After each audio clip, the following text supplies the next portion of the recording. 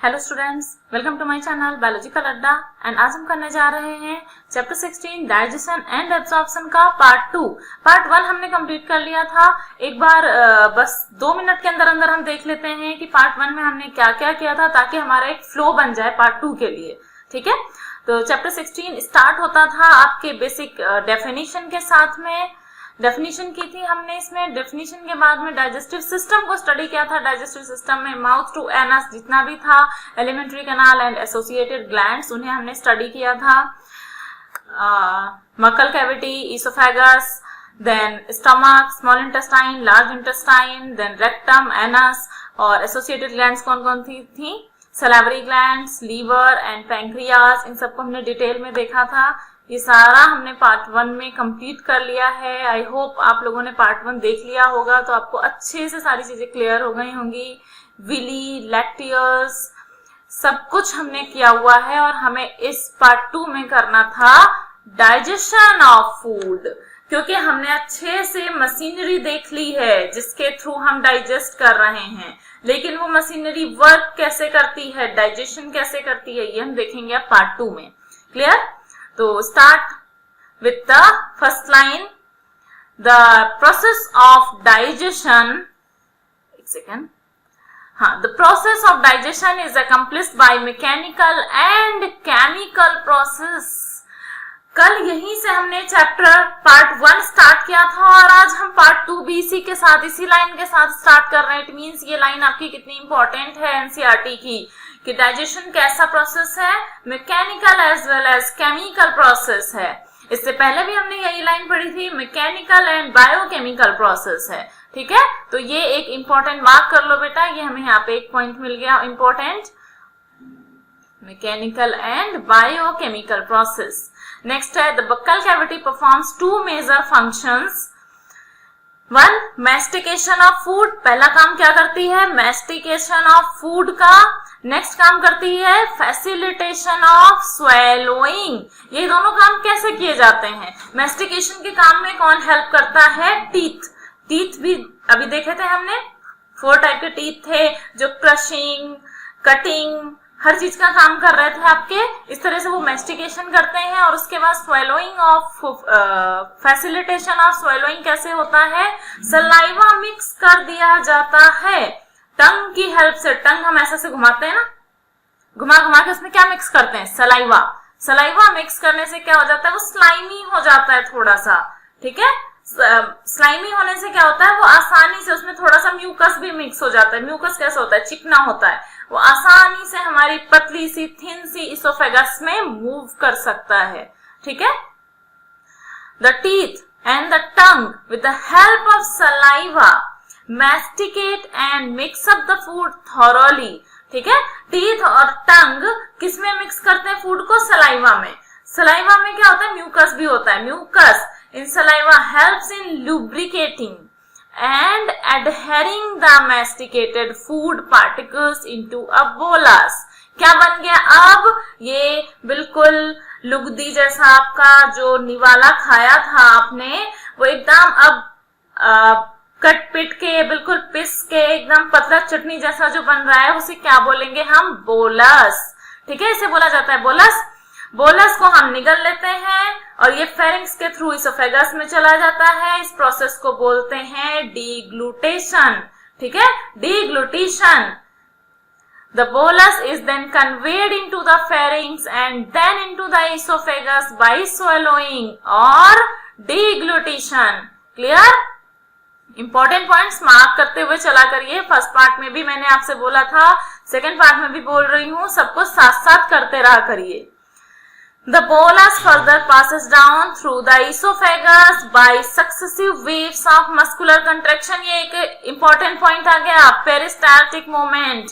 हमने लिखा भी था जब हमने डायग्राम स्टडी किया था, पेरिस्टाल्टिक मोमेंट। पेरिस्टाल्टिक मोमेंट क्या होता है? मस्कुलर कॉन्ट्रैक्शन है। इसोफेगस क्या होती है? पतली थिन लाइक पाइप होती है, उसमें हमेशा खाना नीचे की तरफ क्यों जाता है? क्योंकि उसके अंदर एक कंट्रैक्शन हो रहा है, इस तरह से फूल रही है, पिचक रही है, फूल रही है, पिचक रही है ना? फूल गई, पिचक गई, फूल गई, पिचक गई। ये जो प्रोसेस हो रहा है इसी को बोलते हैं पेरिस्टाल्टिक मूवमेंट और पेरिस्टाल्सिस। क्लियर? उसके बाद में पेरिस्टालसिस के थ्रू खाना नीचे की तरफ गया ईसोफेगस से, और ईसोफेगस के आगे कौन सा आपका पार्ट आता है, ईसोफेगस के आगे आपका पार्ट आता है स्टमक। फूड कहाँ चला जाएगा, स्टमक में। लेकिन ईसोफेगस से स्टमक में फूड के जाने को एक इंस्फिंक्टर कंट्रोल करता है। उस इंस्फिंक्टर का नाम क्या था, गैस्ट्रोइसोफेजियल इंस्फिंक्टर। इसका एक और नेम होता है, नोट डाउन करो इसे, क्या नेम होता है, कार्डियक इंस्फिंक्टर। क्यों, क्योंकि ये बिल्कुल कार्डियक रीजन के पास में प्रेजेंट होता है, हार्ट के पास प्रेजेंट होता है और स्टमक के कार्डियक रीजन में ओपन होता है। ठीक है, तो इस इंस्फिंक्टर का नाम क्या होता है, cardiac sphincter. Clear? The gastroesophageal sphincter controls the passage of food into the stomach. The saliva secreted into the oral cavity contains electrolytes. जो सलाइवा हमारे माउथ में बकल कैविटी के अंदर सिक्रीट होता है, उसमें बहुत सारे इलेक्ट्रोलाइट्स भी होते हैं। कौन कौन से, sodium, potassium, chlorine and bicarbonates, hydrogen bicarbonates. ठीक है, एंड एंजाइम्स। एंजाइम्स आपके बहुत इंपॉर्टेंट है, यहाँ पर कौन कौन से एंजाइम सिक्रीट होते हैं, one is salivary amylase and the another one lysozyme. Important, mark करो इन दोनों को। ठीक है, अभी दोनों के फंक्शन देखते हैं, पहले हाईलाइट कर लो।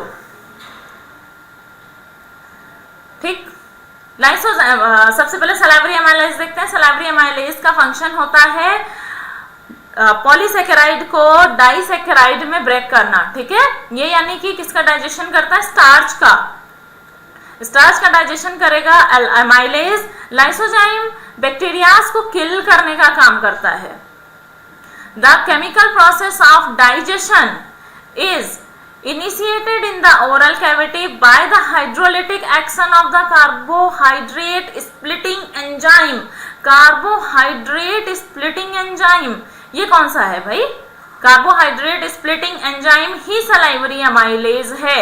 ठीक है, सलाइवरी एमाइलेज का ही दूसरा नाम यहाँ पे क्या लिखा हुआ है, कार्बोहाइड्रेट स्प्लिटिंग एंजाइम। इसके अलावा इसे एक चीज और बोलते हैं, एक और नेम होता है इसका, क्या नेम होता है, अल्फा एमाइलेज।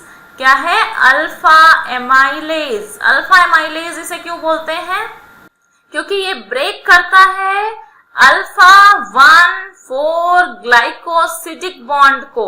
ठीक है, अल्फा 1,4 ग्लाइकोसिडिक बॉन्ड को ब्रेक करता है, इस वजह से इसे हम अल्फा एमाइलेज भी बोलते हैं, कार्बोहाइड्रेट स्प्लिटिंग एंजाइम को। ठीक है, नेक्स्ट द सलाइवरी, आगे क्या है, the salivary amylase about 30% of the starch is hydrolyzed here। अरे एक लाइन तो बतानी रही गई, ऊपर में हाइड्रोलिटिक प्रोसेस लिखा हुआ था, है ना, तो यहाँ पे कितना 30% स्टार्च हाइड्रोलाइज्ड हो जाता है। लेकिन हाइड्रोलिटिक प्रोसेस क्या होता है, हाइड्रोलिटिक प्रोसेस होता है जब हम कोई एक वाटर मॉलिक्यूल को ऐड करके कोई बॉन्ड ब्रेक करते हैं। ठीक है, उसे हाइड्रोलिटिक एक्शन ऑफ एंजाइम बोलते हैं। यहाँ पे एक जब hydrogen H2O ion H2O molecule add होगा तो H plus ion and OH minus release हो जाएंगे, इससे H plus OH minus release होकर के इसे ब्रेक कर देंगे। ये अबाउट 30% स्टार्च जो होता है, पूरा नहीं, सिर्फ 30%, वो हाइड्रोलाइज्ड हो जाता है इस एंजाइम के थ्रू। और इसका ऑप्टिमम पीएच कितना होता है, जिस पीएच पे ये बेस्ट परफॉर्म करता है, वो पीएच होता है इसका 6.8। कितना है, 6.8। ये एसिडिक होगा या बेसिक होगा, 6.8 एसिडिक होगा, 6.8 एसिडिक होगा। 7 से अगर कम है तो एसिडिक, 7 से ज्यादा है तो बेसिक, और 7 क्या होता है, न्यूट्रल होता है। इतना तो केमिस्ट्री में आपने 11th में बहुत अच्छे से पढ़ रखा होगा। इनटू अ डाइसेकेराइड, किसमें ब्रेक कर देता है, किसमें हाइड्रोलाइज्ड कर देता है, डाइसेकेराइड में। डाइसेकेराइड कैसे, मतलब यहाँ पे क्या था, ग्लूकोज की एक लॉन्ग चेन थी, बहुत लंबी चेन थी। इसने जब ब्रेक किया तो कैसे ब्रेक किया, ग्लूकोज के दो टुकड़ों में। ठीक है, यानी दो ग्लूकोज बच गए। ये एक पॉलीसेकेराइड था, इसने इसको डाइसेकेराइड्स में कन्वर्ट कर दिया, यानी 2 ग्लूकोज के मॉलिक्यूल्स एक साथ जुड़े हुए हैं। ठीक है, और इनको क्या बोलते हैं, माल्टोज। डाइसेकेराइड को क्या बोलते हैं, जहां पर 2 ग्लूकोज एक दूसरे से जुड़े हुए रहते हैं, इसे बोलते हैं माल्टोज। नेक्स्ट है lysozyme. Lysozyme present in saliva act as an antibacterial agent that prevents infection. उल्टा सीधा तो आप वैसे भी बहुत खाते हो. कई बार क्या होता है, बिना कोई भी चीज धुले हुए गलती से खा लेते हैं. या फिर हम बच्चों की अगर बात करें, छोटे बच्चे हर चीज को मुंह में डालते हैं, कुछ भी हो, मतलब खेलने वाली चीज, मिट्टी, सब कुछ मुंह में डालते हैं. उन्हें कैसे बचाया जाता है, वो कैसे बचते हैं उन इन्फेक्शन से? क्योंकि उनके मुंह में हमसे भी ज्यादा सलाइवा प्रेजेंट होता है, सलाइवा बनता है. आपने बच्चों को देखा होगा, लार गिराते रहते हैं हर समय. इतना ज्यादा सलाइवा वो सिक्रीट करते हैं ताकि उनके अंदर इन्फेक्शन कम से कम होने पाए. भगवान भी जानते थे कि ये करेंगे ही करेंगे, ये मुंह में डालेंगे ही डालेंगे, मानेंगे ही नहीं किसी की. ना इन्हें गंदगी से कोई लेना देना, ना किसी चीज से. तो उस केस में उन्होंने क्या कहा, लो तुम भर भर के लार ले लो, सलाइवा ले लो, तुम लाइसोजाइम निकालते जाओ, एंटीबैक्टीरियल फंक्शन होते जाएंगे, बैक्टीरिया किल होते जाएंगे, तुम सब चीजें खाते जाओ, है ना. तो माउथ में लाइसोजाइम का क्या काम है? It is an antibacterial agent that prevents infection. यहां पर देख लो, ये इसका छोटा सा रिप्रेजेंटेशन है केमिकल रिएक्शन के फॉर्म में, जितना हमने अभी किया. स्टार्च यानी कि polysaccharide converts into maltose disaccharide in the presence of salivary amylase or with the help of salivary amylase at the pH of 6.8 acidic medium में, but slightly acidic. ठीक है, slightly acidic है, बहुत ज्यादा acidic नहीं है ये. यहां से फिर क्या होगा, वो बोलस माउथ में इतना डाइजेशन हो गया. यहाँ एक चीज और पॉइंट नोट करने वाली है, डाइजेशन कहाँ से स्टार्ट हो गया है? डाइजेशन बक्कल कैविटी से ही स्टार्ट हो गया है. स्टार्च का डाइजेशन हमारा बक्कल कैविटी में ही स्टार्ट हो गया है. ठीक है, तो आगे मूव करते हैं. यहाँ से माल्टोज और जो जितना भी प्रोटीन, फैट और विटामिन, मिनरल्स हैं, वो सब अब आगे जाएंगे. आगे कहाँ जाएंगे? इसोफेगस से होते हुए स्टमक के अंदर. इसोफेगस में किसी भी तरह का कोई डाइजेशन नहीं होता है, सिर्फ और सिर्फ खाने को माउथ यानी बक्कल कैविटी से लेकर के स्टमक तक ले जाने का काम करती है. बस उसमें एक मूवमेंट होता है, वो है पेरिस्टाल्टिक मूवमेंट, वो आप नोट डाउन कर लीजिए. उसके बाद में कहा फूड आ गया हमारा? स्टमक में आ गया. कार्डियक स्फिंक्टर ओपन हुआ और फूड आ गया स्टमक के अंदर. The mucosa of stomach has gastric glands. Mucosa क्या होती है? इनर मोस्ट लेयर होती है. जब हमने गट का डिसेक्शन किया था तो उसमें हमने देखा था 4 लेयर्स थी आपकी. सबसे आउटर सिरोसा, देन मास्कुलरिस, सब म्यूकोसा और सबसे इनर वाली म्यूकोसा, जिसमें क्या होती है? रगी प्रेजेंट होती है. स्टमक में क्या होती है? रगी. इंटेस्टाइन में क्या होती है? विली. क्योंकि म्यूकोसा कैसी होती है? इरेगुलर शेप्ड होती है, टेढ़ी मेढ़ी होती है. तो सबसे इनर मोस्ट लेयर क्या होती है? म्यूकोसा. इसी म्यूकोसा में गैस्ट्रिक ग्लैंड्स प्रेजेंट होती हैं. ठीक है, कौन कौन सी गैस्ट्रिक ग्लैंड है? 3 टाइप की गैस्ट्रिक ग्लैंड्स हैं. 3 गैस्ट्रिक ग्लैंड्स हैं. 1 mucus next cell which secretes mucus. सबसे पहली कौन सी है? म्यूकस सिक्रीटिंग सेल्स और म्यूकस नेक्स्ट सेल्स जो सिक्रीट करती है म्यूकस. यहाँ पे म्यूकस सिक्रीट करने का क्या काम है? एक्चुअली यहाँ पे म्यूकस की बहुत ज्यादा रिक्वायरमेंट है, क्योंकि यहाँ पर क्या प्रोड्यूस होता है? HCl. और HCl का pH कितना होता है? 1.8, यानी बहुत ज्यादा एसिडिक pH होता है स्टमक के अंदर. और अगर यहाँ पर म्यूकोसा लेयर के ऊपर म्यूकस की लेयर नहीं सिक्रीट होगी तो उस केस में म्यूकोसा के साथ साथ बाकी की लेयर भी आपकी बहुत ज्यादा अफेक्ट हो सकती हैं. उन्हें HCl के इंपैक्ट से बचाने के लिए यहाँ पर म्यूकस का सिक्रीशन मैंडेटरी है. ठीक है, तो फर्स्ट कौन से ग्लैंड्स प्रेजेंट है? म्यूकस नेक्स्ट सेल्स, जो कि म्यूकस सिक्रीट करती हैं. सेकेंड प्रेजेंट है पेप्टिक और चीफ सेल्स. ठीक है, पेप्टिक सेल्स और चीफ सेल्स जो सिक्रीट करेंगी प्रो एंजाइम्स. प्रोटियोलिटिक एंजाइम्स होते हैं ये. प्रोटियोलिटिक एंजाइम्स यानी कि प्रोटीन को ब्रेक डाउन करने वाले एंजाइम्स. बट जब ये पेप्टिक और चीफ सेल से सिक्रीट होते हैं उस टाइम ये कैसे होते हैं? प्रो एंजाइम के फॉर्म में. यानी अभी वो एंजाइमेटिक एक्शन नहीं कर सकते हैं जब तक उन्हें अपने अकॉर्डिंग वहां पे एटमॉस्फेयर नहीं मिल जाएगा. तब तक वो प्रॉपर फंक्शन परफॉर्म करना स्टार्ट नहीं करेंगे। तो उसके लिए क्या होता है उसका प्रॉपर एटमॉस्फेयर, एसिडिक पीएच। तो एसिडिक पीएच कैसे बनेगा? एसिडिक पीएच बनेगा पैराइटल और ऑक्सिंटिक सेल्स, जो थर्ड सेल्स हैं आपकी, उनसे सिक्रीट होने वाले HCl की हेल्प से। ठीक है, HCl की हेल्प से ये सिक्रीट पैराइटल एंड ऑक्सिंटिक सेल से सिक्रीट होगा HCl, जो कि प्रोएंजाइम्स यानी जो पेप्सिनोजन है उसे प्रोवाइड करेगा proper atmosphere for the proteolytic action. Clear? एक और चीज सिक्रीट हो रही है यहाँ पर पैराइटल और ऑक्सिंटिक सेल से, intrinsic factor essential for absorption of vitamin B12। Vitamin B12 का और एक नाम होता है, क्या होता है? साइनोकोबालामिन। जितने भी विटामिन होते हैं सभी का कुछ कुछ नेम होता है अलग, तो उन्हें आपको लर्न कर लेना चाहिए, उन्हें एक टेबल बनाकर लिख लेना चाहिए। विटामिन B12 का नेम होता है साइनोकोबालामिन। इसे HCl एक इंट्रिंसिक फैक्टर सिक्रेट होता है, वो उसके एब्जॉर्प्शन में हेल्प करता है। क्लियर? अब एक बार यहाँ पर इसका फंक्शन देख लेते हैं, पेप्सिनोजन का फंक्शन देख लेते हैं। इसके अलावा एक और चीज मैं यहाँ पे अभी बताऊंगी आपको, रेनिन। ठीक है, यहाँ पर नहीं लिखा हुआ है कि रेनिन एंजाइम भी सिक्रीट होता है, जो कि सिर्फ और सिर्फ इन्फेंट्स में सिक्रीट होता है। थ्योरी देखते हैं। The stomach stores the food for 4 to 5 hours. हमारे स्टमक में कितने घंटे खाना रहता है? लगभग 4 से 5 घंटे। और लोग कभी कभी क्या कहते हैं, डाइटिंग करनी है आपको तो 2-2 घंटे में खाना खाते रहना चाहिए, स्टमक तो खाली नहीं हो पाएगा आपका।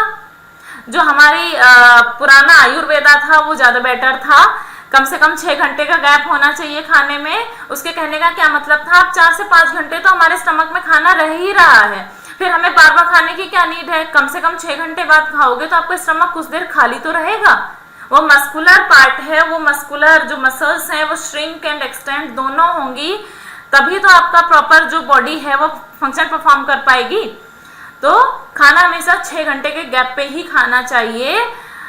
ऐसा इसीलिए है क्योंकि स्टमक में खाना रहता है 4 से 5 घंटे, तो 1 घंटा खाली रहने के लिए भी दे दो भाई, उसे कुछ आराम रेस्ट करने के लिए दे दो टाइम। ठीक है, स्टमक में खाना रहता है for the 4 to 5 hours. The food mixes thoroughly with the acidic gastric juice of the stomach by the churning moment. By the churning moment, ये क्या होता है? चर्निंग मोमेंट होता है जैसे कि आप कुछ मिक्स करने के लिए मथनी चलाते हैं ना, घर में मथनी होती है जिससे दही चलाते हैं, लस्सी बनाते हैं, या मम्मी लोग घी निकालती होंगी, तो वो जो मोमेंट होता है ना, ऐसे ऐसे चलाते हैं, बिल्कुल वही हमारी स्टमक में चलता है। चर्निंग मोमेंट, चक्की वाला मोमेंट है ना। तो इस मोमेंट से क्या होता है, जो खाना ऊपर से बोलस आया था, फूड आया था, उसके साथ में गैस्ट्रिक जूस थॉरली बहुत अच्छे से मिक्स हो जाता है। ठीक है, और क्या बन जाता है? And it's muscular wall, churning moment of its muscular wall. ठीक है, मस्कुलर वॉल इसकी चक्की की तरह ऐसे ऐसे ऐसे ऐसे ऐसे करके खाने को मिक्स कर देती है thoroughly, and called the chyme. This is the important word. ये क्या बन गया? जब खाना हमारा अच्छे से गैस्ट्रिक जूस के साथ मिक्स हो जाता है तो वो बन जाता है chyme. Clear? The proenzyme pepsinogen on exposure of hydrochloric acid, यहाँ ऐसे ही समझ लो, प्रोएंजाइम लिख लो, यहाँ पे पेप्सिनोजन लिख लो, pepsinogen, pepsinogen converts into the active form pepsin।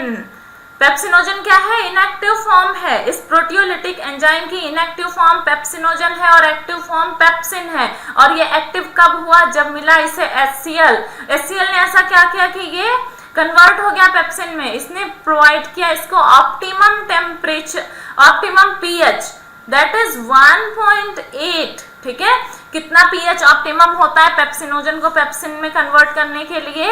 1.8, यानी हाईली एसिडिक मीडियम है हमारे स्टमक के अंदर।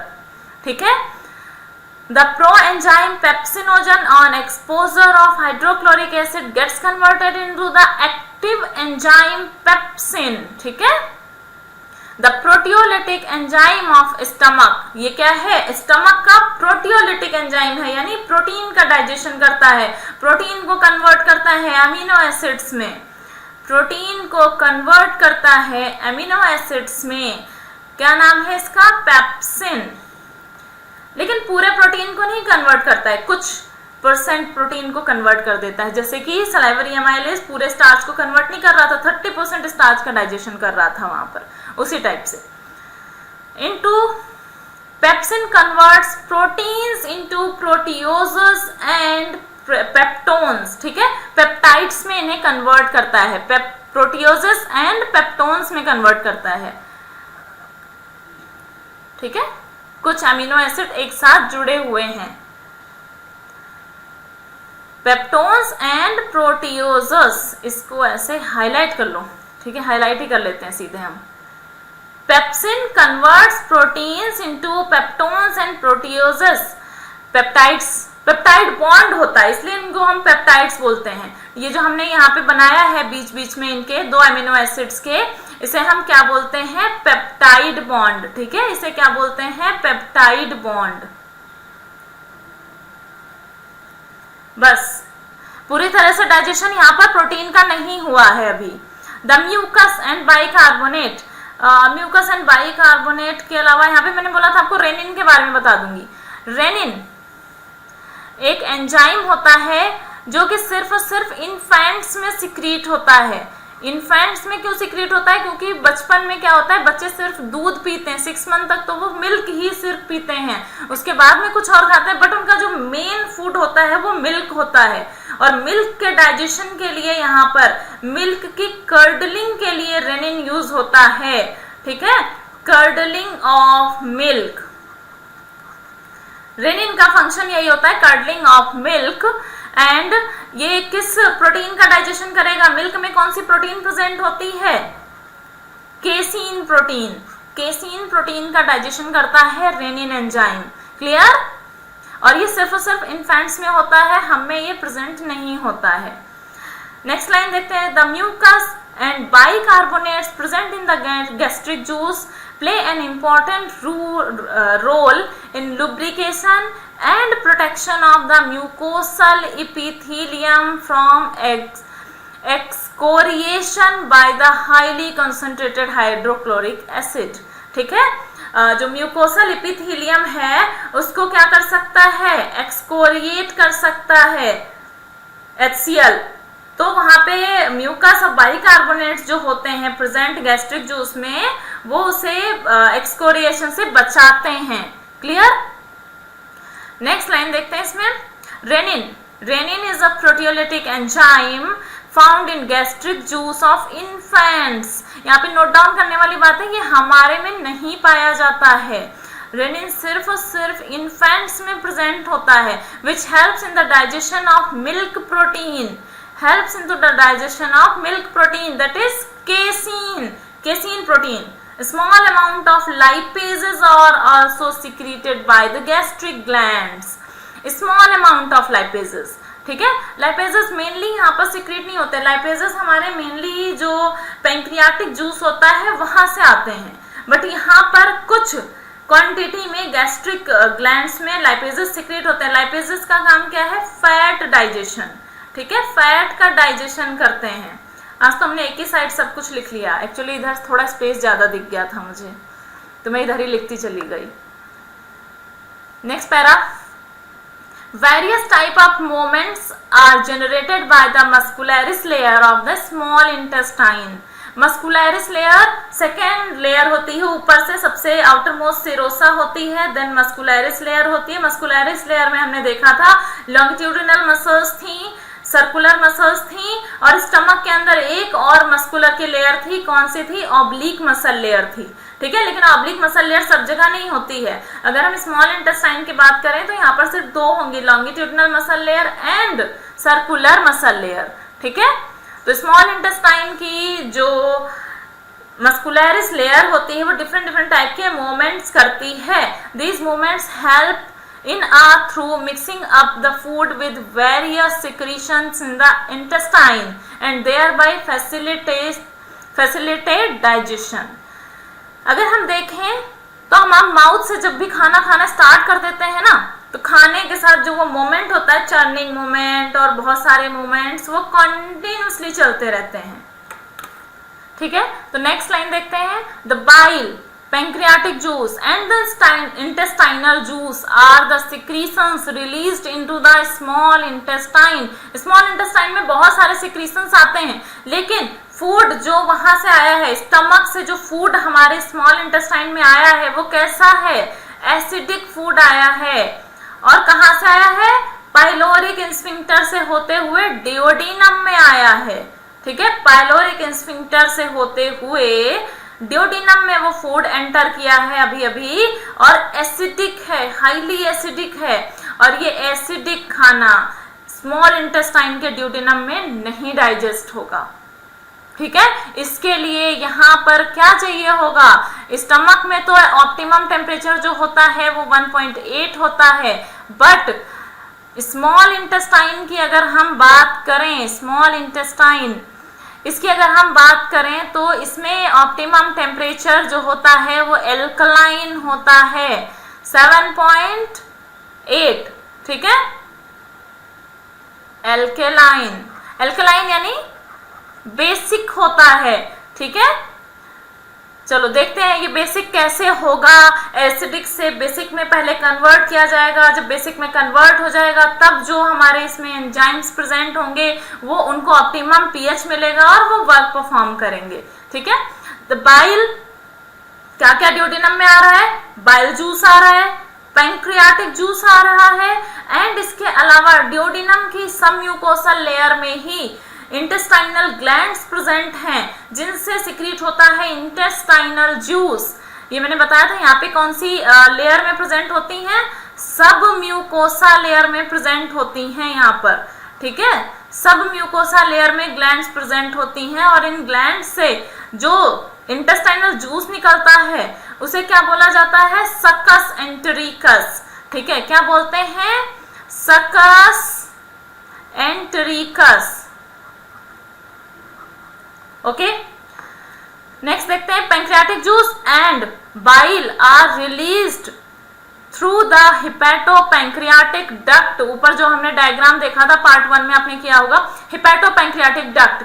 बाइल, लीवर से 2 बाइल डक्ट निकलती हैं, उसके बाद में वो स्टोर हो जाता है गॉल ब्लैडर में. गॉल ब्लैडर में से फिर स्टोरेज होता है बाइल का और कंसंट्रेशन होता है. उसके बाद जब खाना हमारा डिओडिनम में आ जाता है तब बाइल जूस सिक्रीट किया जाता है. बाइल जूस आगे आकर के जो पैंक्रियाटिक जूस वाली पाइप है उसी में जुड़ जाता है और एक कॉमन पाइप बन जाती है. उस कॉमन पाइप को क्या बोलते हैं? हिपैटोपैंक्रियाटिक डक्ट. ठीक है, हिपैटोपैंक्रियाटिक डक्ट के थ्रू क्या आ रहा है? Pancreatic juice and bile. The pancreatic juice contains, pancreatic juice में क्या क्या कौन कौन से एंजाइम्स होते हैं इनको आप साइड में अलग से लिख लेंगे, यहाँ पे तो अभी आप ऐसे ही पढ़ लो. ट्रिप्सिनोजन, ये भी इनएक्टिव फॉर्म है, ये कन्वर्ट होगा ट्रिप्सिन में. Chymotrypsinogen will convert in chymotrypsin. Procarboxypeptidase will convert in carboxypeptidase. Amylases, इन्हें क्या होता है? Pancreatic amylase. ऊपर जो माउथ में सिक्रीट हुआ था वो था सलेवरी एमाइलेज, ये है पैंक्रियाटिक एमाइलेज. लाइपेजेस, यहाँ पर जो लाइपेजेस सिक्रीट होते हैं पैंक्रियास से, these lipases are very strong और ये फैट का डाइजेशन करते हैं ढंग से. ठीक है, तो एक बार इन्हें अंडरलाइन कर लो. इसके अलावा न्यूक्लिएजेस. ठीक है, न्यूक्लिक एसिड क्या होता है? DNA and RNA. खाने में जब हम खाते हैं तो हम जब दूसरे लिविंग बींग्स की पार्ट्स को खाते हैं, लाइक प्लांट्स को भी खा रहे हैं, तो उसमें भी क्या है? सेल है, और सेल के अंदर क्या होता है? डीएनए एंड आरएनए है. तो डीएनए एंड आरएनए भी हमारे फूड में जाता ही जाता है, तो उसको डाइजेस्ट करने के लिए क्या होंगे? न्यूक्लिएजेस होंगे. Next, trypsinogen is activated by an enzyme enterokinase. This is most important line, most important line. Trypsinogen is activated by an enzyme enterokinase. ये आपका पूछा गया हुआ क्वेश्चन है. ठीक है, इसको इंपॉर्टेंट मार्क कर लो, सॉरी ऐसे, ठीक है, इंपॉर्टेंट मार्क कर लो। ये जितना भी अभी हाईलाइट हुआ है ये बहुत ज्यादा इंपॉर्टेंट है आपका। एंटेरोकाइनेज जो कि कहाँ से सिक्रीट होता है, इंटेस्टाइनल म्यूकोसा से सिक्रीट होता है, इंटेस्टाइन में सिक्रीट होता है, और उसकी हेल्प से ये ट्रिप्सिनोजन एक्टिवेट होता है। एक चीज यहाँ पर नोट करने वाली और है आपकी, क्या है, ये जितने भी एंजाइम हैं, पैंक्रियाटिक एंजाइम्स हैं, ये सभी को सिक्रीट करने के लिए एक हार्मोन है जो फैसिलिटेट करता है, जो कंट्रोल करता है, वो एंजाइम है hormone, secretin hormone. Note down कर लो, secretin hormone, first discovered hormone secretin hormone, ठीक है। ये क्वेश्चन भी आता है कौन कौन से हार्मोन इसमें पार्टिसिपेट करते हैं डाइजेशन में, क्लियर। तो सिक्रीटिन हार्मोन और सिक्रीटिन हार्मोन के बारे में जो इंपॉर्टेंट चीज है वो ये है, फर्स्ट डिस्कवर्ड हार्मोन है ये, सबसे पहले जो हार्मोन डिस्कवर किया गया था वो यही है, secretin. Next, which in turns activate the other enzymes in the pancreatic juice। Trypsin, जो ट्रिप्सिन को एंटेरोकाइनेज ने एक्टिवेट किया, ट्रिप्सिन एक्टिवेट होने के बाद क्या करता है, दूसरे पैंक्रियाटिक जूसेस को भी एक्टिवेट करने में हेल्प करता है, ठीक है। The bile released into the duodenum contains bile pigments, bilirubin and bilirubirin। Bilirubin and bilirubin यहाँ पर जो हैं ये हीमोग्लोबिन या आरबीसी के ब्रेकडाउन से बनते हैं। किससे बनते हैं ये, ब्रेकडाउन ऑफ आरबीसी से बनते हैं, नोट डाउन कर लो। और ये एक एक्सक्रीटरी प्रोडक्ट है, सिर्फ एक्सक्रीटरी प्रोडक्ट है, इनका बॉडी में कोई यूज नहीं है, इसका कोई भी डाइजेशन में भी रोल नहीं है, ये सिर्फ और सिर्फ एक्सक्रीशन के लिए बाइल के साथ हमारे डाइजेस्टिव सिस्टम के अंदर आ गए हैं। और इसी की वजह से जो पोटी का कलर आता है येलो, वो इसी की वजह से आता है, बिलीरुबिन एंड बिलीरुबिन की वजह से। इसके अलावा बाइल में और क्या क्या प्रेजेंट होता है, बाइल में प्रेजेंट होता है बाइल सॉल्ट, कोलेस्ट्रॉल। कोलेस्ट्रॉल कल मैंने आपको बताया था गॉल ब्लैडर में स्टोन्स बन जाती हैं, गॉल ब्लैडर में जो स्टोन्स बनती हैं उसके बारे में अभी मैं बताती हूँ, पहले से आप हाईलाइट कर लो क्या क्या प्रेजेंट है बाइल में। The bile released into the duodenum contains bile pigments, bilirubin and bilirubin, bile salts, cholesterol and phospholipids but no enzymes. ये भी हाईलाइट कर लो, एंजाइम्स में कोई भी नहीं होते हैं। हाँ, यहाँ पे मैं बता रही थी आपको गॉल ब्लैडर स्टोन्स के बारे में। गॉल ब्लैडर में स्टोन्स मैंने बताई थी, जब बाइल सिक्रीट होता है लिवर से, उसमें ये सब प्रेजेंट होता है। वो स्टोर कहाँ होता है, गॉल ब्लैडर में स्टोर होता है। गॉल ब्लैडर में उसका स्टोरेज एंड कंसंट्रेशन होता है। लेकिन जब हम खाने में डाइट में फैट नहीं लेते हैं तो उस केस में वो कंसंट्रेशन होता जाता है। और ये जो कोलेस्ट्रॉल उसमें प्रेजेंट है, फैट, एक टाइप का फैट है कोलेस्ट्रॉल, ये और ज्यादा कंसंट्रेट होकर क्या बना लेता है, छोटे छोटे बॉल्स लाइक स्ट्रक्चर। इसीलिए वो कभी पानी के साथ में वो स्टोन्स नहीं निकलते हैं बॉडी के बाहर, ठीक है। कितना भी पानी पी लो या कुछ भी कर लो वो नहीं निकलते हैं। क्यों? क्योंकि वो कोलेस्ट्रॉल के बॉल्स हैं, वो वाटर सोल्यूबल नहीं है, इसलिए वो बॉडी से बाहर आसानी से नहीं निकलते हैं और यही स्टोन का फॉर्म ले लेते हैं। नेक्स्ट, इसमें कोई भी एंजाइम नहीं होता है। एंजाइम नहीं होता है तो ये कोई भी डाइजेशन में पार्टिसिपेट नहीं करता है, सिर्फ और सिर्फ ऑप्टिमम टेम्परेचर मेंटेन करने में हेल्प करता है। Bile helps in emulsification of fat, fat के इमल्सिफिकेशन में हेल्प करता है। What is emulsification? Bile helps in emulsification. Emulsification होता है बड़े बड़े एकता को तोड़ना, है ना। स्ट्रेंथ इन यूनिटी, जो यूनिटी में स्ट्रेंथ है उसमें फूट डालना, उसे अलग करना, तोड़ना। यहाँ पे क्या काम करता है, फैट के बहुत सारे, ये फैट है, ठीक है, फैट के बहुत सारे जो मॉलिक्यूल्स हैं वो आपस में जुड़े हुए हैं, उनमें है एकता। इसमें हम डालेंगे फूट, क्योंकि अगर एकता नहीं टूटी तो हम इन्हें अलग अलग करके ब्रेक डाउन कैसे करेंगे इसका। तो यही होता है इमल्सिफिकेशन। यहाँ पे ये फॉर्म करता है मिसेल। मिसेल आपने 10th में पढ़ा होगा, सोप मिसेल्स बना लेते हैं, ठीक है। ऐसे एक जो फैट का टुकड़ा है उसके चारों तरफ आकर के जुड़ जाएगा बाइल, और ये बन गया एक मिसेल। ठीक है, क्या बन गया ये? मिसेल। क्लियर? और ये इस तरह से सारे छोटे छोटे टुकड़े अलग अलग हो जाएंगे। इसी प्रोसेस को इमल्सिफिकेशन बोला जाता है। Clear? That is breaking down of the fat into very small micelles. Bile also activate lipases. Lipases आते कहां से हैं? पैंक्रियाटिक जूस से आते हैं। और एक्टिवेट कौन करता है उन्हें? बाइल एक्टिवेट करता है। एक्टिवेट कैसे करता है? उसको एल्कलाइन मीडियम प्रोवाइड करके। ठीक है, बाइल का ये भी एक काम है कि वो मीडियम को एल्कलाइन करने का काम करता है। Next, the intestinal mucosal epithelium has goblet cells. ये भी इंपॉर्टेंट है, ये भी आपका नीट में आया हुआ क्वेश्चन है, इसको भी हाईलाइट कर लो। एपिथेलियम, इंटेस्टाइनल म्यूकोसल एपिथेलियम में जो गॉबलेट सेल्स होती हैं वो क्या सिक्रीट करती हैं? यही क्वेश्चन आया है डायरेक्टली। वो सिक्रीट करती हैं म्यूकस। ठीक है।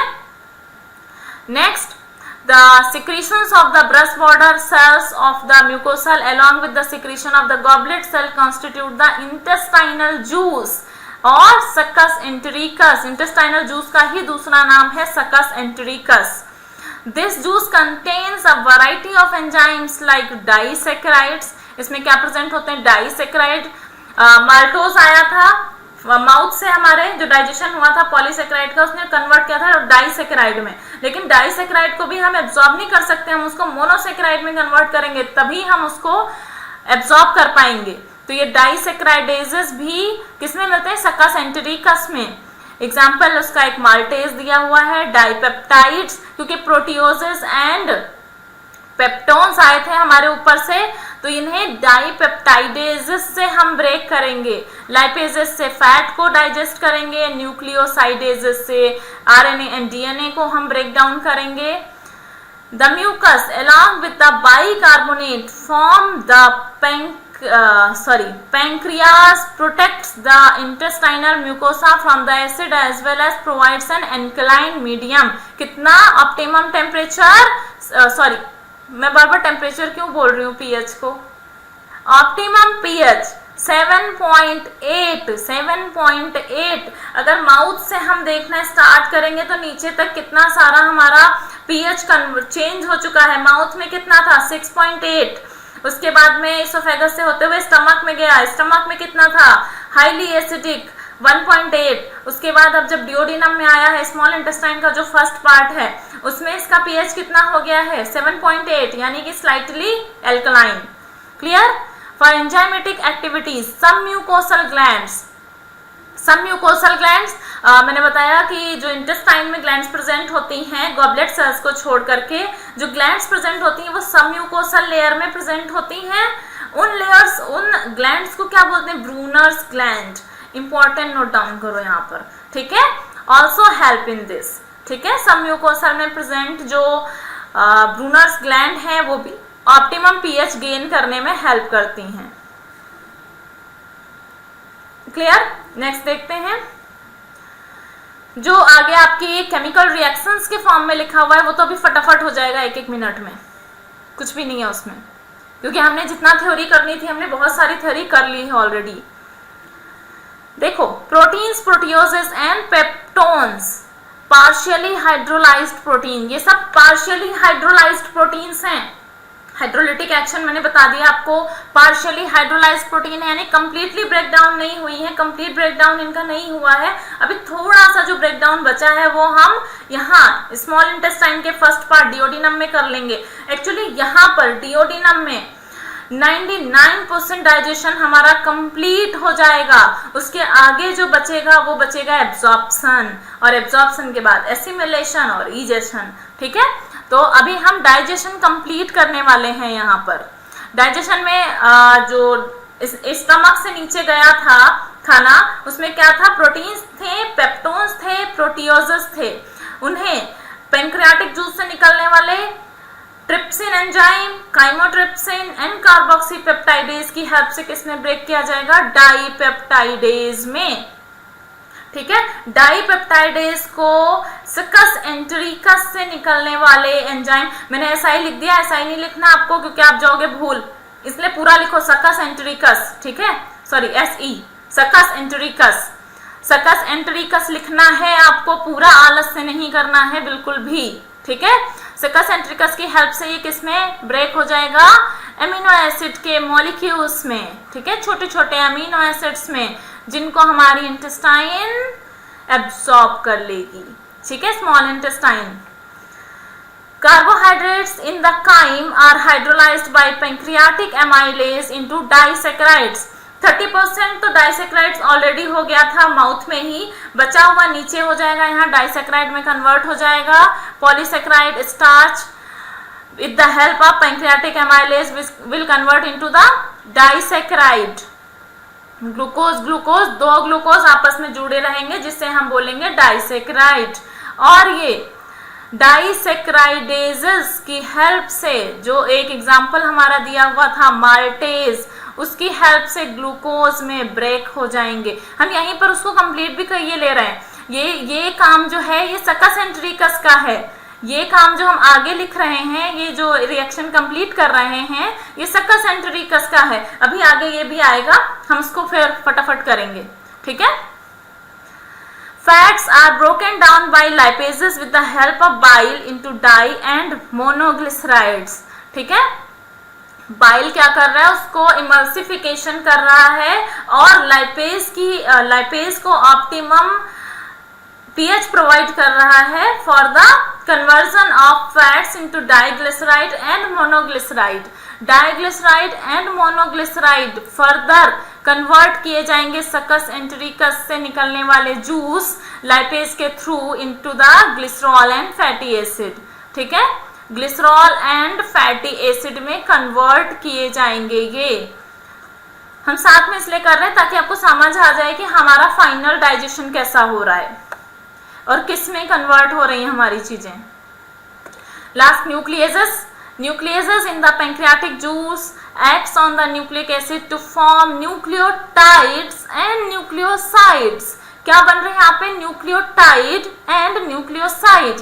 तो न्यूक्लिक एसिड है, क्या होता है nucleic acid, DNA and RNA, DNA and RNA, deoxyribonucleic acid and ribonucleic acid. ये न्यूक्लियेजेस की हेल्प से न्यूक्लियोटाइड्स में कन्वर्ट हुआ, देन न्यूक्लियोसाइड्स में कन्वर्ट हुआ और सकस एंटेरिकस से फिर निकलेगा यहाँ पे एंजाइम। कौन सा एंजाइम निकलेगा, न्यूक्लियोसाइडेजेस। कौन सा एंजाइम है यहाँ पर, न्यूक्लियोसाइडेजेस। ये किसमें कन्वर्ट कर देगा, इसे पेप्टोन शुगर में। पेप्टोन शुगर में, क्योंकि ये 5 कार्बन की शुगर होती है तो इसे हम पेप्टोन शुगर बोलते हैं या पेप्टोज शुगर बोल लो, ठीक है।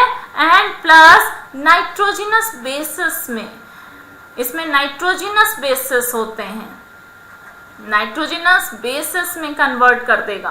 क्लियर, चलो नेक्स्ट देखते हैं।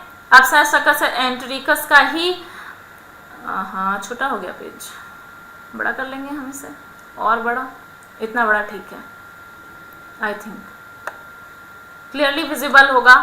The enzyme in the succus entericus act on the end product of the above reactions, हमने ऑलरेडी कर लिया है ना, to form the respective simple absorbable form.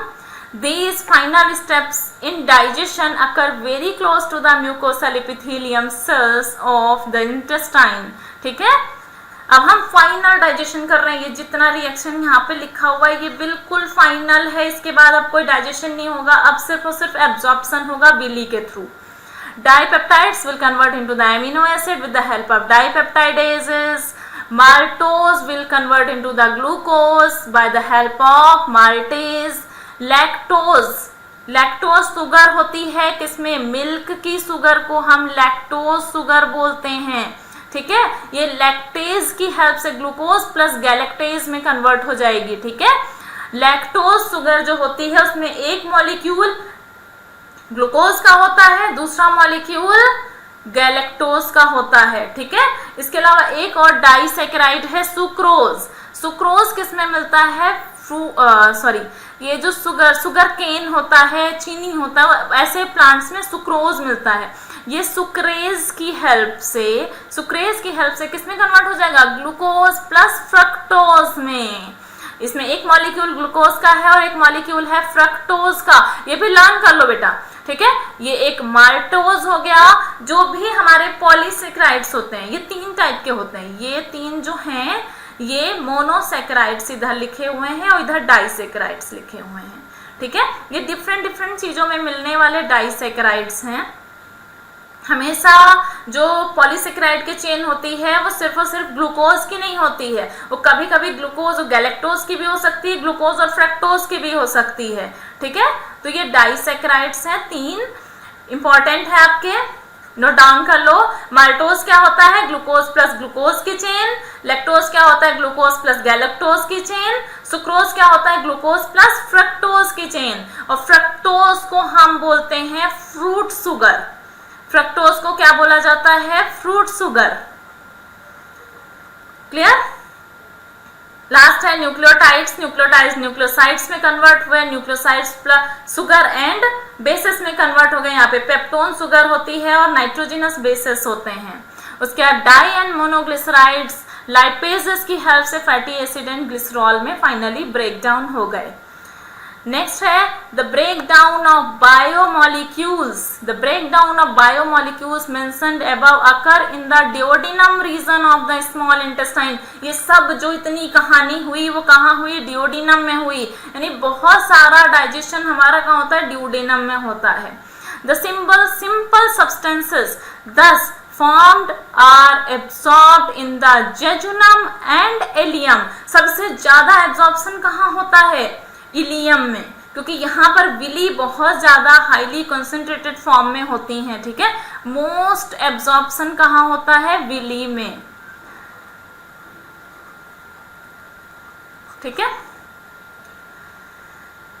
The undigested and unabsorbed, अब जो बचा खुचा कचरा है वो हमें बॉडी से बाहर निकालना है। ये हमें अच्छे से पता है, हमारी बॉडी 1 सेकंड भी कोई कचरा बॉडी के अंदर नहीं रखती है, उसको निकालने के अलग अलग बहुत सारे मेथड्स हैं। यहाँ भी कोई कचरा अंदर नहीं रखा जाएगा। जब हमने उससे अपने काम की सारी चीजें एब्जॉर्ब कर ली, अब क्या बचा, कचरा, वो कचरा निकालना है हमें। The undigested and unabsorbed substances are passed on to the large intestine. Large intestine के किस पार्ट में, सीकम में। और किस वाल्व के थ्रू ये कंट्रोल होता है, इलियोसिकल वाल्व के थ्रू। यहाँ पर हम इसे वाल्व बोलते हैं। इससे क्या होता है, जो लार्ज इंटेस्टाइन में गया हुआ फीकल मैटर है वो कभी भी वापस स्मॉल इंटेस्टाइन में नहीं आ सकता, ठीक है। फीकल मैटर एक बार चला गया तो वाल्व बंद हो जाएगा। कहाँ चला गया है, सीकम में। No significant digestive activity occur in the large intestine. Large intestine में कोई भी सिग्निफिकेंट डाइजेस्टिव एक्टिविटी नहीं होती। क्यों, क्योंकि वहां जो सब्सटेंस गया है अब उसमें न्यूट्रिशन है ही नहीं, तो हम वहां पे डाइजेस्टिव एक्टिविटी करके फिजूल की मेहनत करके क्या करेंगे, उसे तो बाहर ही निकालना है। लेकिन अगर उसमें कुछ काम का चला गया है, जैसे कि वाटर, अगर एक्स्ट्रा वाटर चला गया है, कुछ मेडिसिन होती हैं जो लार्ज इंटेस्टाइन में एब्जॉर्ब होती हैं, वो चली गई हैं, तो उन्हें रीएब्जॉर्ब कर लिया जाएगा या एब्जॉर्ब कर लिया जाएगा, ठीक है। तो यहाँ पे क्या क्या फंक्शंस होते हैं, first absorption of some water, minerals and certain drugs, ठीक है। एब्जॉर्प्शन होता है water, mineral and certain drugs का। Secretion of mucus which helps in adhering the waste. Undigested waste जो गया है उसमें एडहेरिंग, उसकी जो एडहेरिंग होती है, यानी कि एडहेरिंग का मीनिंग यहाँ पे ये हुआ कि जो फीकल मैटर बनता है वो फीकल मैटर एक्चुअली ऐसा नहीं होता है जैसा बाहर निकलता है, वो ऐसा बनाया जाता है म्यूकस की हेल्प से, ठीक है। ऐसे ही बना है, मतलब एकदम लुगदी जैसा ही है, अभी वैसा नहीं निकलता है ना, तो उस प्रोसेस को बोलते हैं एडहरिंग। छोटे छोटे टुकड़ों में बना है, उसे जोड़ दिया जाता है आपस में म्यूकस की हेल्प से, ठीक है। This is adhering of the waste. Particles together and lubricating it for the easy passage. ठीक है, जितने भी छोटे छोटे टुकड़े बने हैं उन सबको आपस में जोड़ दिया जाता है पार्टिकल्स टुगेदर, एंड उन्हें लुब्रिकेट किया जाता है म्यूकस की हेल्प से, ताकि आपको इजी पैसेज में कोई दिक्कत ना हो, आपको सुबह सुबह बहुत ज्यादा जोर ना लगाना पड़े और बाद में कोई प्रॉब्लम भी ना हो, आराम से सब पास हो जाए। इसके लिए होता है यहाँ पे म्यूकस। ठीक है, lubricating it for an easy passage. The undigested, unabsorbed substances called feces enters into the cecum of the large intestine. कहाँ गए? cecum में, through ileocecal wall which prevents the backflow of the fecal matter. It is temporarily stored in the rectum till defecation. कहाँ store होता है? Caecum से कहाँ जाएगा? Caecum से जाएगा असेंडिंग कोलन, फिर ट्रांसवर्स कोलन, फिर descending colon, then sigmoid colon, और फाइनली कहाँ स्टोर हो जाएगा? रेक्टम में। रेक्टम में तब तक स्टोर रहेगा जब तक कि अर्ज ऑफ डेफिकेशन फील नहीं होगी और आप नहीं जाओगे खुद उसे निकालने। ठीक है, The activities of the gastrointestinal tract are under neural and hormonal control for proper coordination of different parts. जो gastrointestinal tract है पूरा, ये कंट्रोल में होता है, न्यूरल एंड हार्मोनल कंट्रोल में होता है। कौन कौन से हार्मोन्स यहाँ पे पार्टिसिपेट करते हैं? एक हार्मोन तो हमने देख लिया था, सिक्रीटिन। ठीक है, इसके अलावा हार्मोन होता है गैस्ट्रिन, VIP, GIP एसेट्रा।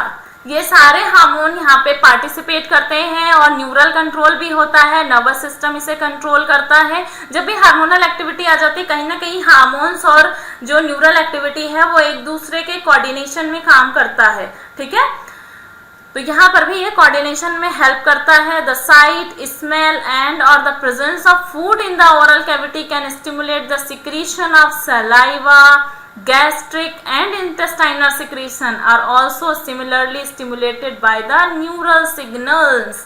खाना हमारे सामने प्लेट सजाई गई अच्छे से, बहुत टेस्टी दिख रहा है खाना, मतलब खाने को देखते ही हमारे मुंह में लार आ जाती है। जरूरी नहीं हम खाना मुंह में रखें, टेस्ट आए तभी हमें लार सलाइवा निकलेगा, लेकिन हम बस खाने को देखते हैं, उसकी स्मेल आती है, उतने में ही हमारे मुंह में सलाइवा आने लगता है। तो ये ऐसा क्यों होता है? हम खाना को नहीं भी देखें अगर, तो उसकी स्मेल से ही हमें सलाइवा आ जाएगा। ये होता है क्योंकि ये हमारे न्यूरल एंड हार्मोनल कंट्रोल में है। ये हमारी बॉडी में HCl के सिक्रीशन को भी इनहेंस करता है, इंटेस्टाइनल सिक्रीशन को भी निकालता है। खाना भाई दिखने में भी और सूंघने में भी अच्छा होना चाहिए, इसका मतलब, ताकि हमारा अच्छा सा डाइजेशन हो सके उससे। नेक्स्ट है stimulated by neural signal. The muscular activities of different part of the alimentary canal can also be moderated by the neural mechanism, both local and through CNS. ठीक है, दोनों टाइप के नर्वस सिस्टम, CNS यानी central nervous system, that is brain and spinal cord, and इसके अलावा जो हमारा peripheral nervous system है यानी लोकल नर्वस सिस्टम है, वो भी इसे कंट्रोल करता है। Hormonal control of the secretion of digestive juice is carried out by the local hormones produced by the gastric and intestinal mucosa. ठीक है, कहाँ? गैस्ट्रिक एंड इंटेस्टाइनल म्यूकोसा जिन हार्मोन्स को सिक्रीट करती है उन्हीं से इसे कंट्रोल किया जाता है। क्लियर? Next calorific value. दिखने में तो बड़ा गंदा गंदा सा दिख रहा है ये, बट मैं इसे थोड़ा सा इजी वे में आपको समझा देती हूँ। यहाँ पे एक चार्ट बना लो ऐसे करके, देखो 1 ग्राम, 1 ग्राम की बात हुई, 1 ग्राम, दोनों साइड लिख लो 1 ग्राम। 1 ग्राम का हम क्या कर रहे हैं? 1 ग्राम carbohydrate, 1 gram protein and 1 gram fat, दो अलग अलग जगह लेंगे। ठीक है, एक को हम यहाँ पे बर्न करेंगे बॉम्ब कैलोरीमीटर में। ठीक है, आइडियल कंडीशन में, बॉम्ब कैलोरीमीटर में आइडियल कंडीशन में ब्रेक करेंगे। कहाँ ब्रेक करेंगे? आइडियल कंडीशन में। तो क्या बनेगा?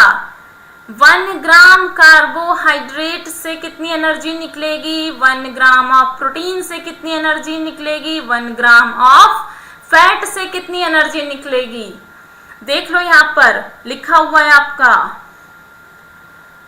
Gross calorific value of carbohydrate, protein and fat are. जब हम आइडियल कंडीशन में बॉम्ब कैलोरीमीटर में ब्रेक डाउन करते हैं 1 ग्राम ऑफ किसी भी इसमें से कार्बोहाइड्रेट, प्रोटीन या फैट का, तो उसे हम ग्रॉस कैलोरीफिक वैल्यू भी बोलते हैं। ठीक है, कितनी बन रही है?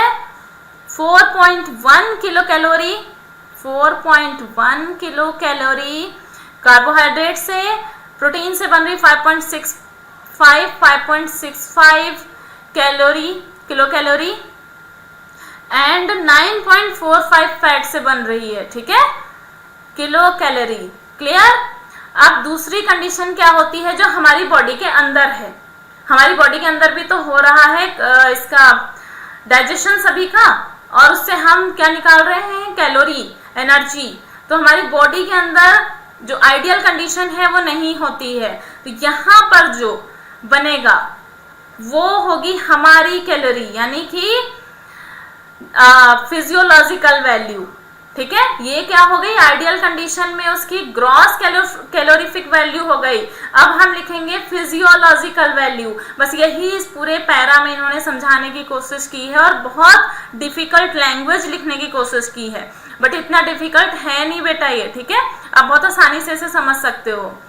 विद इन बॉडी लिखो, with in body physiological value, physiological value.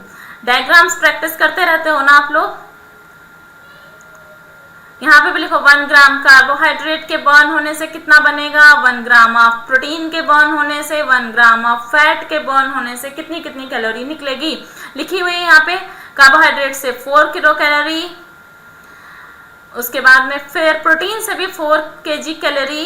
Protein से हमें बहुत कम मिल रही है एक्चुअली, जितनी रियल में मिलनी चाहिए उसके कंपैरिजन में, और फैट से 9। यहाँ पे ज्यादा फर्क नहीं आया। कार्बोहाइड्रेट एंड फैट से तो हमें ठीक ठीक मिल रही है, बट प्रोटीन से जितनी मिलनी चाहिए थी उतनी हमें नहीं मिली। क्लियर? देख लेते हैं absorption of digested food products. Absorption कहाँ होता है? एब्जॉर्प्शन होता है विली में। विली कहाँ प्रेजेंट होती है? स्मॉल इंटेस्टाइन के इलियम में। सबसे ज्यादा कंसंट्रेशन इलियम में होता है, जेजुनम में भी प्रेजेंट होती हैं।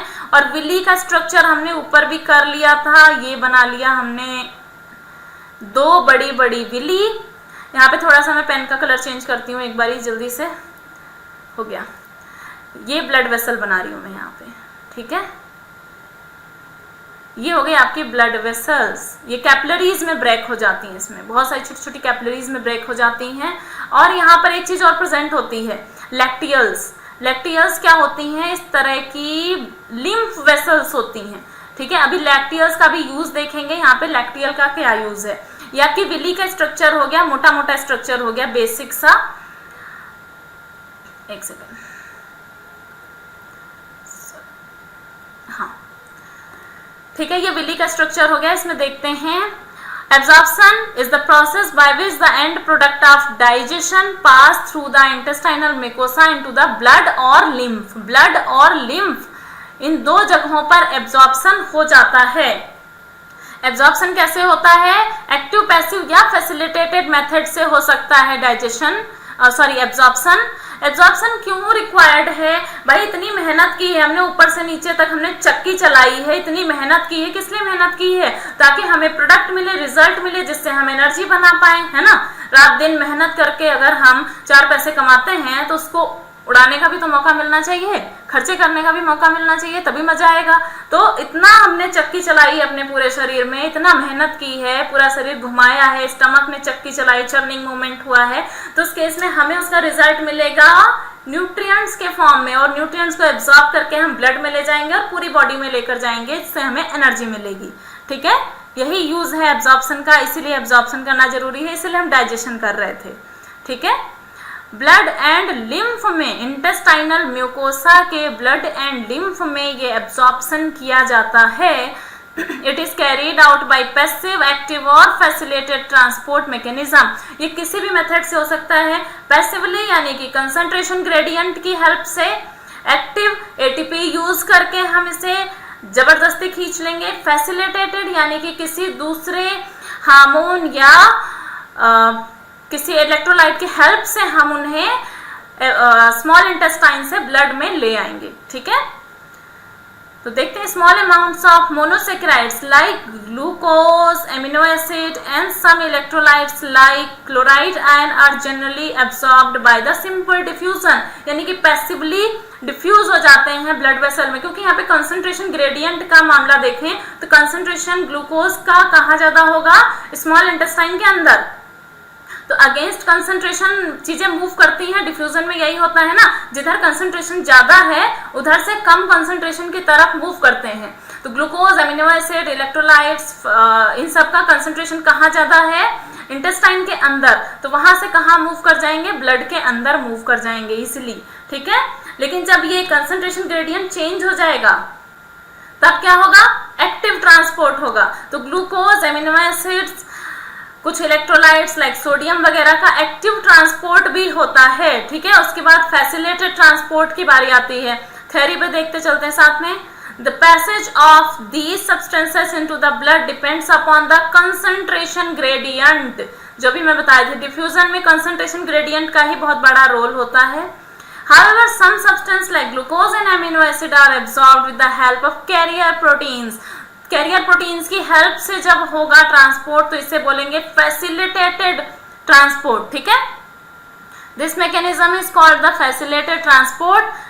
Transport of water depend upon the osmotic gradient, ये भी डिफ्यूजन ही है, यहाँ भी कंसंट्रेशन ग्रेडियंट काम करेगा ऑस्मोटिक ग्रेडियंट में। ठीक है, active transport occur against the concentration gradient. Active transport concentration gradient के अगेंस्ट होता है, तभी यहाँ पे क्या यूज करना पड़ता है, एनर्जी यूज करनी पड़ती है, इसीलिए इसे हम बोलते हैं एक्टिव ट्रांसपोर्ट।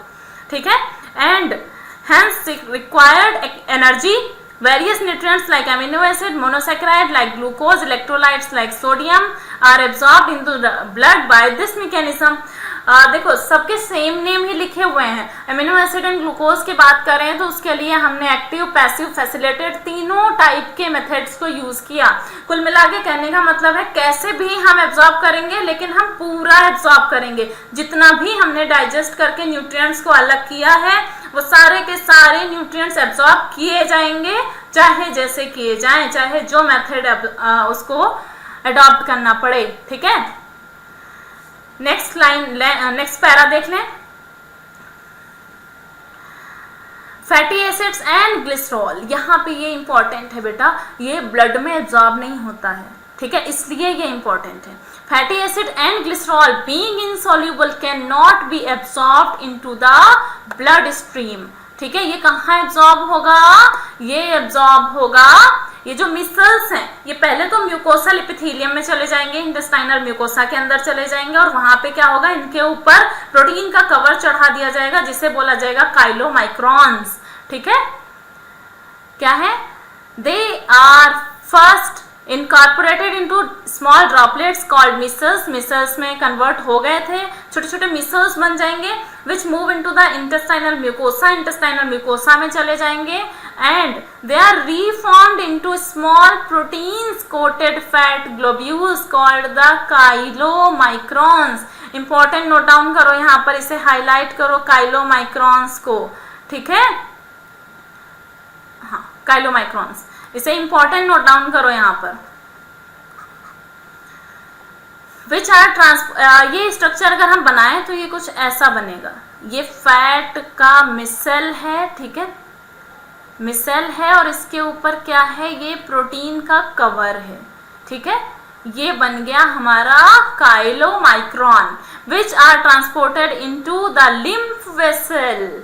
लिम्फ वेसल में चले जाते हैं, और यहाँ विली के अंदर प्रेजेंट लिम्फ वेसल को हम क्या बोलते हैं, लैक्टियल्स। ठीक है, लिम्फ वेसल को ही विली के अंदर बोला जाता है lacteals. These lymph vessels ultimately release the absorbed substances into the blood stream. ठीक है, फाइनली ब्लड स्ट्रीम में ही चला जाता है, लेकिन जो मेथड है एब्जॉर्प्शन का वो अलग है। यहाँ पर absorption of substances take place different parts of the alimentary canal के डिफरेंट पार्ट्स होते हैं, माउथ से लेकर के एनस तक, अलग अलग जगह अलग अलग एब्जॉर्प्शन होता है। एक बार इस टेबल को ही देख लो समराइज्ड वे में जल्दी से। माउथ में किस किस चीज का हो रहा है, certain drugs, coming in contact with the mucosa. Drugs like आपने कभी देखा होगा होम्योपैथिक मेडिसिन जो होती है उसको हम जुबान पे ही डाल लेते हैं ड्रॉप्स के फॉर्म में, या फिर जो उसकी मीठी मीठी गोलियां भी देते हैं होम्योपैथिक वाली, वो हम सक करते हैं आराम से बैठ के, क्योंकि वहीं पे उसका एब्जॉर्प्शन हो जाता है। जो हमारी म्यूकोसल एपिथेलियम है, टंग के नीचे का हिस्सा है, वहीं पर उसका ब्लड में सीधे चली जाती है। ठीक है। स्टमक में वाटर का एब्जॉर्प्शन होगा, सिंपल शुगर का एब्जॉर्प्शन होगा। सिंपल शुगर यानी जो ऑलरेडी ग्लूकोज के फॉर्म में होगी। जब किसी को वीको लगा दिया जाता है, चढ़ा दिया जाता है, सॉरी वीको बोल रही हूँ, आप गर्मी से आते हो, कहीं से बाहर से आते हो, तो क्या पीते हो? ग्लूकॉन डी पीते हो, ग्लूकोज पी लेते हो डायरेक्ट। क्यों? क्योंकि अभी आपके अंदर इतनी एनर्जी नहीं है कि आप फुल डाइजेशन करके एनर्जी गेन करो। चुपचाप वहां पे आप सीधे ग्लूकोज पीते हो, यानी सिंपल शुगर के फॉर्म में पीते हो, और वो एब्जॉर्ब हो जाता है वहीं पे स्टमक में। जाते ही स्टमक में एब्जॉर्ब हो जाएगा और आपको इंस्टेंट एनर्जी मिल जाएगी, है ना, इंस्टेंट एनर्जी, स्टिंग वाली, है ना। और अल्कोहल बहुत जल्दी चढ़ती है लोगों को, पीते हैं, एक पैग लगाते हैं, बस झूमने लगते हैं। क्यों? स्टमक में जाते ही तो चढ़ गई, स्टमक में जाते ही एब्जॉर्ब हो गई, इसलिए। नेक्स्ट है स्मॉल इंटेस्टाइन। मैक्सिमम आपका जो एब्जॉर्प्शन है वो स्मॉल इंटेस्टाइन में ही होता है, तो जितना लिखना है उतना लिख सकते हो आप इसमें। Glucose, amino acid, fatty acid, fructose, galactose, glycerol, जो भी लिखना है, ठीक है, सब कुछ। लार्ज इंटेस्टाइन में कुछ drugs, water and some minerals का एब्जॉर्प्शन होता है यहाँ पर। The absorbed substances finally reach the tissue which utilize them for their activities. This process is called assimilation. Digest होकर के जो गया अब उसे हम करेंगे बॉडी में इस्तेमाल, ठीक है, एनर्जी बनाएंगे, उसको उड़ाएंगे, यूज करेंगे, ठीक है, आराम से खाया पिया उड़ा देंगे एनर्जी में, दौड़ने लगेंगे हम। The digestive waste solidified into the coherent feces in the rectum initiated a neural reflex causing the urge or desire for its removal. The ejection of feces to the outside through the anal opening, defecation, is a voluntary process. कैसा process है बेटा? ये voluntary process है, ये हमारे control में है थोड़ा सा, ठीक है। कुछ देर अगर हम होल्ड करना चाहें तो होल्ड कर सकते हैं। अगर आपको ये लेक्चर देखते देखते आ गई है तो आप बैठ सकते हो थोड़ी देर, ऐसा नहीं है कि आपको भागना जरूरी है, ठीक है। वॉलेंट्री है, कंट्रोल में है थोड़ा सा, and is carried out by the mass peristaltic moment, ठीक है। यहाँ पर भी पेरिस्टाल्टिक मोमेंट होता है जिसके थ्रू आ जाती है ये बाहर। Disorder of digestive systems. Disorder, बहुत सारे डिसऑर्डर्स तो आपको इसमें पता भी होंगे। The inflammation of the intestinal track is the most common element to bacterial और वायरल इन्फेक्शन। अगर आपके इंटेस्टाइनल ट्रैक में कोई भी बैक्टीरियल या वायरल इन्फेक्शन हो गया तो क्या होगा? स्वेलिंग आ जाएगी, इन्फ्लेमेशन हो जाएगा। The infection are also caused by the parasites of the intestine like tapeworm, roundworm, threadworm, hookworm, pinworm, ठीक है। इन सबके जो जूलॉजिकल नेम होते हैं, लाइक टेपवर्म का स्टीनिया सोलियम, राउंडवर्म का याद नहीं है, थ्रेडवर्म को एक्चुअली हम पिनवर्म ही बोलते हैं, ठीक है। इसका अलग कोई नाम नहीं है, इसको हम पिनवर्म ही बोलते हैं। और इसका जूलॉजिकल नेम है, क्या है इसका जूलॉजिकल नेम? एंटेरोबायस। राउंडवर्म बेटा आपके स्कैरिस होते हैं। अरे इतनी बुरी सी चीज में कैसे बोल गई कि नहीं आती। हुकवर्म होता है एनसाइक्लोस्टोमा, ठीक है। एनसीईआरटी में ये थ्रेडवर्म और पिनवर्म आपका अलग अलग लिखा हुआ है, बट आज तक मैंने जितना भी स्टडी किया है थ्रेडवर्म एंड पिनवर्म एक ही होते हैं, ठीक है। एनसाइक्लोस्टोमा, अगर आपको कुछ अलग मिलता है तो आप मुझे कमेंट बॉक्स में बताना, ठीक है। Jaundice, the liver is affected. Jaundice में क्या होता है? हम पीले पीले से दिखने लगते हैं, आंखें पीली, नेल्स येलो कलर के। ऐसे क्यों होता है? क्योंकि हमारे जो बाइल होता है, बाइल में बिलीरुबिन एंड बिलीविरिडिन दो बाइल पिगमेंट होते हैं। मैंने अभी बताया था आपको थोड़ी देर पहले कि जो बाइल पिगमेंट होता है उसी की वजह से पॉटी का कलर येलो आता है, लेकिन जब बाइल पिगमेंट का रिमूवल नहीं हो पाता है प्रॉपरली तो वो जो येलो कलर है वो हमारी पूरी बॉडी में कलर आ जाता है, आंखें येलो दिखेंगी, नेल्स येलो दिखेंगे, है ना। तो this is jaundice. The liver is affected. Skin and eyes turn yellow due to the deposit of bile pigment, जिसका रिमूवल होना था, वेस्ट प्रोडक्ट था, बाइल के थ्रू रिमूव हो जाना था बॉडी से, वो रिमूव नहीं हो पाया। वॉमिटिंग क्या होता है? वॉमिटिंग जो स्टमक में फूड चला गया वो कभी कभी किसी रिफ्लेक्स एक्शन की वजह से वॉमिट कर दिया जाता है, बाहर निकाल दिया जाता है। ये रिफ्लेक्स एक्शन कुछ भी हो सकता है, लाइक अगर आपकी बॉडी का कोई भी बैलेंसिंग नहीं मेंटेन हो पाई तो भी वॉमिट हो जाएगा, ठीक है, या फिर खाना बहुत खराब हुआ तो भी वॉमिट हो जाएगा। तो vomiting it is the egestion of stomach contents, ठीक है। कभी भी खाना हमारे इंटेस्टाइन से वापस नहीं आएगा, स्टमक से वापस आ जाएगा through the mouth. This reflex action is controlled by the vomit centre in the medulla. Medulla कहाँ प्रेजेंट है? हमारे ब्रेन में प्रेजेंट है और यहीं पर है इसका वॉमिट सेंटर। ये मेडुला और क्या काम करता है? बैलेंसिंग का। लोगों को देखा होगा जब कार वगैरह में ट्रेवल करते हैं तो वॉमिटिंग हो जाती है उन्हें जनरली। ये इसलिए होता है क्योंकि वो बैलेंस नहीं मेंटेन कर पाती है उनकी body. A feeling of nausea precedes vomiting, ठीक है। नोजिया यानी कि जो उल्टी आने से पहले जो गंदी वाली फीलिंग आती है ना आपको, वो नोजिया बोला जाता है उसी के बाद वॉमिटिंग होती है। Next diarrhoea, the abnormal frequency of bowel movement, यानी बहुत बार आप जाते हो दौड़ दौड़ के, है ना, तो जो दौड़ दौड़ के बार बार जाते हो वही होता है डायरिया। और फीकल मैटर में आपका पानी बहुत सारा निकल जाता है और आपको क्या हो जाता है? डिहाइड्रेशन भी हो जाता है। Liquidity of the faecal discharge is known as diarrhoea. It reduces the absorption of food. इस केस में आपको क्या दिया जाएगा? बॉडी में अगर डिहाइड्रेशन होगा तो आपको दिया जाएगा ORS का घोल या इलेक्ट्रॉल, या इसके अलावा और क्या दिया जा सकता है? शुगर एंड सॉल्ट का सॉल्यूशन। अरे यार, नीट की प्रिपरेशन कर रहे हो आप, डॉक्टर बनने वाले हो, ये बेसिक इन्फॉर्मेशन तो आपके पास होनी चाहिए। क्या पिलाएंगे? अगर किसी को वॉमिटिंग हो रही है, डायरिया आ गया है, बॉडी से वाटर निकला जा रहा है सारा, तो उस केस में क्या पिलाओगे उसे? ORS, इलेक्ट्रॉल, या कुछ नहीं प्रेजेंट है घर में तो शुगर एंड सॉल्ट सॉल्यूशन, ठीक है, ताकि उसके बॉडी में डिहाइड्रेशन ना होने पाए।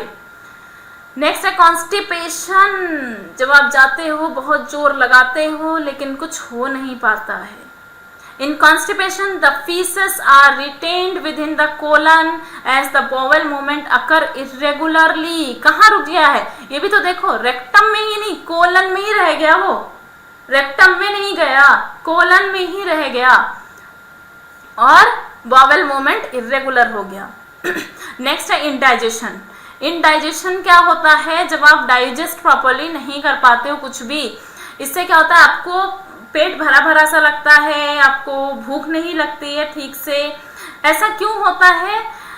जब हमारे में या तो डाइजेशन प्रॉपर नहीं हो पा रहा है, इनएडिक्वेट एंजाइम्स हैं, या फिर एंजाइटी है, आपको चिंता है किसी बात की, फूड पॉइजनिंग हो गई है, ओवर ईटिंग, या स्पाइसी फूड खाया है आपने बहुत ज्यादा। स्पाइसी फूड से भी इंडाइजेशन हो सकता है, ठीक है।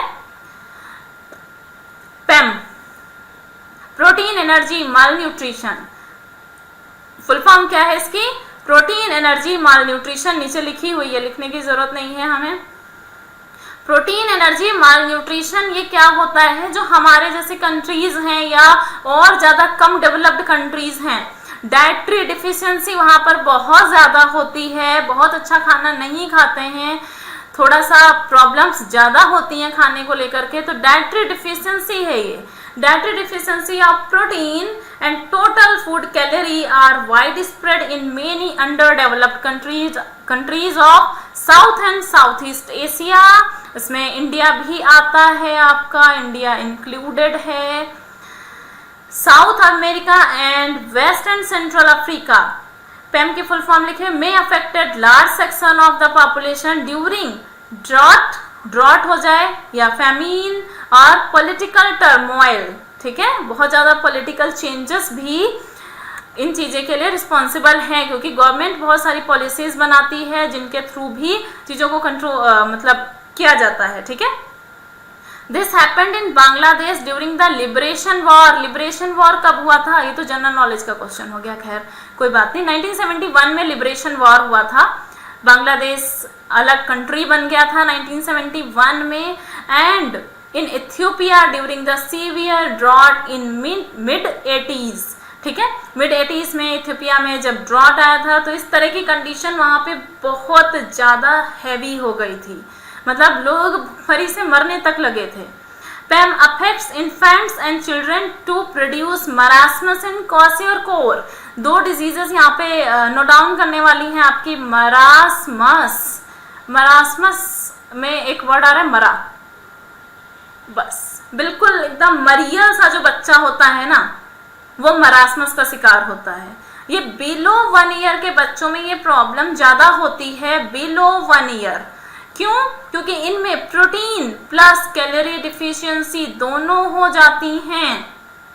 प्रोटीन एंड कैलोरी डिफिशियंसी क्यों हो जाती है? जब मदर का मिल्क बच्चों को नहीं मिल पाता है और उन्हें लो प्रोटीन लो कैलोरी डाइट दी जाती है, उस केस में बच्चों को क्या प्रॉब्लम हो जाती है? मेरास्मस हो जाती है, थिनिंग ऑफ लिम्स एंड बहुत ज़्यादा मतलब पूरी बॉडी एकदम थिन हो जाएगी। मतलब उसको आप समझ सकते हो स्केलेटन के ऊपर बस स्किन चढ़ा दी गई है, एकदम मरियल सा बच्चा। मरास्मस मतलब मरियल, ठीक है, लर्न हो गया होगा, इतना अच्छा तो ट्रिक हो गई। मरास्मस मतलब मरियल। पैम अफेक्ट्स इन्फेंट्स और क्वासियोर। दूसरी डिजीज क्या है? क्वासियोर। क्वासियोरकर, कितना लंबा नाम है, छोटा रख लेते। क्वासियोरकर, इसमें क्या होता है आपका? प्रोटीन डिफिशियंसी तो होती है, बट प्रोटीन डिफिशियंसी के साथ में कैलोरी डिफिशियंसी नहीं होती है। कैलोरी उसे मिल रही है अच्छी, बच्चे को कैलोरी अच्छी मिल रही है बट प्रोटीन नहीं मिल रहा है। तो उस केस में क्या होता है? बच्चों की ग्रोइंग एज होती है, उस एज में प्रोटीन मैंडेटरी होती है, तो बच्चे के बॉडी में फैट तो दिखेगा, एडिमा दिखेगा, अलग अलग कहीं की फैट इकट्ठा हो जाएगा, बट जो उसका प्रॉपर ग्रोथ होना चाहिए, मेंटल डेवलपमेंट होना चाहिए, वो नहीं हो पाएगा, ठीक है। क्वासियोर क्या होता है? Protein deficiency but not the calorie deficiency, no calorie deficiency. बाकी ये थ्योरी आगे की तो आई थिंक आप पढ़ लोगे, यही है यहाँ पर, इतना ज़्यादा डिटेल में जाने की ज़रूरत नहीं है इसमें, इससे इतना ही क्वेश्चन आते हैं, इससे ज़्यादा क्वेश्चंस नहीं आते हैं। एक बार इसके हम सिम्टम्स देख सकते हैं। क्वासियोर is produced by protein deficiency unaccompanied by the calorie deficiency. It result from the replacement of mother milk by a high calorie low protein diet in a child more than 1 year's age, ठीक है। क्वासियोर क्या था? Marasmus किस में था? Below the age 1, ठीक है। यहाँ पर प्लस 1 ईयर के बच्चों में ये क्वासियोर डिजीज होती है, ठीक है। more than 1 year in age like marasmus, क्वासियोर show wasting of muscles, thinning of limbs, failure of growth and brain development, but unlike marasmus some fat is still left under the skin। मैंने marasmus में क्या बोला? ऐसे लगेगा कि skeleton के ऊपर बस स्किन चढ़ा दी गई है, बिल्कुल भी फैट उसके नीचे नहीं होगा, क्योंकि वहां पे कैलोरी डिफिशियंसी भी है, प्रोटीन डिफिशियंसी के साथ साथ कैलोरी डिफिशियंसी भी है, बट यहाँ पे कैलोरी डिफिशियंसी नहीं है, तो कुछ कुछ फैट बचा रहेगा यहाँ पर। Some fat is still left under the skin. Moreover, extensive edema and swelling of body parts are seen. पेट निकला हुआ दिखेगा, बट हाथ पैर कैसे होंगे? पतले पतले से होंगे। उसके बाद क्या है? अब चैप्टर की समरी है, आप ये रीड डाउन कर लेंगे। पार्ट 2 आपका फिनिश हो गया है, अच्छे से आपने किया होगा आई थिंक। अब हम breathing and exchange of gases करेंगे, जो कि नेक्स्ट चैप्टर है, chapter 17। Stay tuned with me, अच्छे से प्रिपरेशन करेंगे पूरी, हम अच्छे से एनसीईआरटी फिनिश करेंगे आपकी। करते रहिए आप लोग। All the best, bye bye.